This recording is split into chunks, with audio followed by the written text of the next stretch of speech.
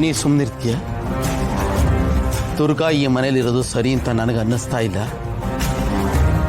ಈ ಮನೆಯಲ್ಲಿ ಅವಳು ನೆಮ್ಮದಿಯಾಗಿ ಇರ್ತಾಳೆ ಅನ್ನೋ ಭರವಸೆ ನನಗೆ ಸಿಗ್ತಿಲ್ಲ.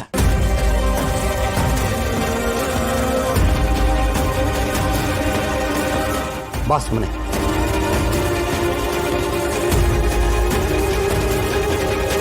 ದುರ್ಗಾ, ನಡಿ ಹೋಗೋಣ. ಚಿಕ್ಕಪ್ಪ, ಒಂದು ನಿಮಿಷ, ನಾನು ಹೇಳೋದನ್ನು ಕೇಳಿಸ್ಕೊಳ್ಳಿ. ನೀನೇನು ಹೇಳೋದು ಬೇಡ, ನಾ ಕೇಳಿಸ್ಕೊಳ್ಳೋದು ಬೇಡ. ಏನೇನು ಆಗಬೇಕು ಅದೆಲ್ಲ ನನ್ನ ಕಣ್ಣೆದುರಿಗೆ ನಡೀತಾ ಇದೆ ಅಲ್ವಾ? ಹಿಂದೆ ಒಂದು ದಿನ ನೀನು ಇಲ್ಲೇ ಇರ್ತೀನಿ ಅಂತ ನಿರ್ಧಾರ ತಗೊಂಡೆ. ನಿನ್ನೆ ನಿರ್ಧಾರನ ನಾನು ಒಪ್ಪಿದೆ. ಅದರ ಪರಿಣಾಮ ಏನಾಗ್ತಿದೆ ಅಂತ ನೋಡ್ತಾ ಇದ್ದೀವಲ್ವಾ? ಇನ್ನು ಮುಂದೆ ಏನೇ ನಿರ್ಧಾರ ತಗೊಳ್ಳೋದಿದ್ರು ಆ ನಿರ್ಧಾರ ನಾನು ತಗೋತೀನಿ. ನನ್ನ ಜೊತೆ ನಡಿ.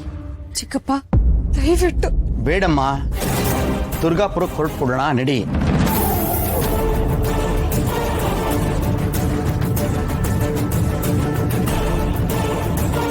ವಿಶ್ವನಾಥ್ ಅವರೇ, ಒಂದು ಹೆಣ್ಮಗುವಿನ ತಂದೆಯಾಗಿ ನೀವು ಈ ರೀತಿ ನಡ್ಕೊಳ್ತಾ ಇರೋದು ಸರಿಯಾಗೇ ಇದೆ.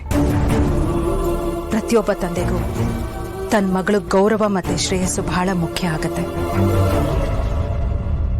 ದಯವಿಟ್ಟು ಕ್ಷಮೆ ಇರಲಿ. ಮದುವೆ ಆದ್ಮೇಲೆ ನಾನು ಮನೇಲಿರ್ಲಿಲ್ಲ, ಆಶ್ರಮಕ್ಕೆ ಹೋಗಿದ್ದೆ. ನಾನು ಇಲ್ದಿರುವಾಗ ಸಾಕಷ್ಟು ವಿಚಾರಗಳು ನಡೆದಿವೆ. ಕೆಲವು ಅನಿರೀಕ್ಷಿತ ಘಟನೆಗಳು ನಡೆದಾಗ ಅದನ್ನ ಅರ್ಗಿಸ್ಕೊಳ್ಳೋದಕ್ಕೆ ಎಲ್ಲಾ ಮನಸ್ಸುಗಳಿಗೂ ಸ್ವಲ್ಪ ಸಮಯ ಬೇಕಾಗತ್ತೆ. ಅವತ್ತು ಮದುವೆ ದಿನ ಏನೇ ನಡೆದಿರ್ಬೋದು, ಆದ್ರೆ ದುರ್ಗಾ ಅಗ್ನಿ ಸಾಕ್ಷಿಯಾಗಿ ತಾಳಿ ಕಟ್ಟಿಸ್ಕೊಂಡು ಈ ಮನೆಗೆ ಸೊಸೆ ಆಗಿದ್ದಾಳೆ ಅನ್ನೋದು ಸತ್ಯ ಅಲ್ವಾ?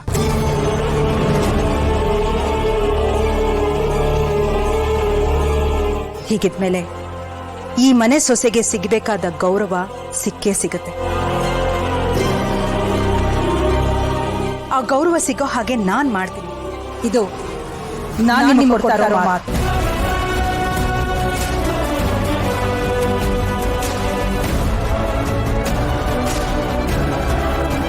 ಅಮ್ಮ, ಏನ್ ಹೇಳ್ತಾ ಇದ್ದೀರಾ? ಶರತ್, ಒಂದ್ ಹೆಣ್ಮಗುನ ನಡ್ಸ್ಕೊಳ್ಳೋ ರೀತಿನ ಅಪ್ಪ ಅದು. ತಪ್ಪುಗಳಾಗತ್ವೆ, ಹಾಗಂತ ನೀನ್ ಈ ರೀತಿ ರಿಯಾಕ್ಟ್ ಮಾಡಿದ್ರೆ ನಡೆದಿರೋ ತಪ್ಪಿಗಿಂತ ದೊಡ್ಡ ತಪ್ಪಾಗತ್ತೆ. I hope you understand. ಅಮ್ಮ, ಅದು ಶರತ್, ದುರ್ಗಾ ನಿನ್ ಹೆಂಡತಿ, ಈ ಮನೆ ಸೊಸೆ ಅನ್ನೋದು ಸತ್ಯ. ಓಕೆ? ಈ ವಿಚಾರವಾಗಿ ಇನ್ನೇನೇ ಮಾತಾಡದಿದ್ರು ಆಮೇಲೆ ಮಾತಾಡೋಣ. ಶಾನ್ವಿ, ದುರ್ಗಾ, ಮದುವೆ ದಿನ ಏನೇನು ನಡೀತೋ ಅವತ್ತು ನನಗೆ ನಿನ್ನ ಬಗ್ಗೆ ನಿಜವಾಗ್ಲೂ ಕೋಪ ಬಂದಿತ್ತು ಕಣಮ್ಮ. ಒಂದೆರಡು ಮಾತು ಆಡದೆ, ಆದರೆ ಮನೆಗೆ ಹೋಗಿ ಯೋಚನೆ ಮಾಡಿದ್ಮೇಲೆ ಅದರಲ್ಲಿ ನಿನ್ನ ತಪ್ಪೇನಿಲ್ಲ ಅಂತ ನನಗೆ ಅನ್ನಿಸ್ತು. ಆ ವಿಚಾರವಾಗಿ ನಿನ್ನ ಹತ್ರ ಕ್ಷಮೆ ಕೇಳಬೇಕು ಅಂತಾನೆ ಬಂದೆ ಇವತ್ತು. ಆದರೆ ಈ ಮನೆಯಲ್ಲಿ ಏನೇನು ನಡೀತೋ ಅದನ್ನೆಲ್ಲ ನೋಡಿದ ಮೇಲೆ ಏನು ಹೇಳಬೇಕು ನನಗೆ ಗೊತ್ತಾಗ್ತಾ ಇಲ್ಲ ಕಣಮ್ಮ. ನೋಡಮ್ಮ, ಇವತ್ತು ನಿಮ್ಮತ್ತೆ ನಿನ್ನನ್ನು ಒಪ್ಪಿರ್ಬೋದು, ಆದರೆ ನಿನ್ನ ಗಂಡ ಅವರಿನ್ನೂ ನಿನ್ನನ್ನು ಒಪ್ಪಿಲ್ಲ. ಅವರ ನಡ್ಕೊಂಡ ರೀತಿ ನೋಡಿದ್ರೆ ಮುಂದೆ ಇನ್ಯಾವತ್ತಾದ್ರೂ ಒಂದಿನ ಅವ್ರು ನಿನ್ನ ಒಪ್ಕೋತಾರೆ ಅನ್ನೋ ನಂಬಿಕೆ ಕೂಡ ನನಗೆ ಬರ್ತಾ ಇದೆ. ಒಬ್ಬ ಪುರೋಹಿತನಾಗಿ ಈ ಮಾತೆಲ್ಲ ನಾನು ಹೇಳಬಾರ್ದು, ಆದರೆ ನನ್ನ ಮಗಳ ಕಣ್ಣೀರನ್ನು ನೋಡಿದ್ಮೇಲೆ ನನಗೆ ಅನ್ನಿಸ್ತಾ ಇದೆ, ದಯವಿಟ್ಟು ಶರತ್ನ ಬಿಟ್ಬಿಟ್ಟು ವಾಪಸ್ ಬಂದ್ಬಿಡಮ್ಮ ನೀನು.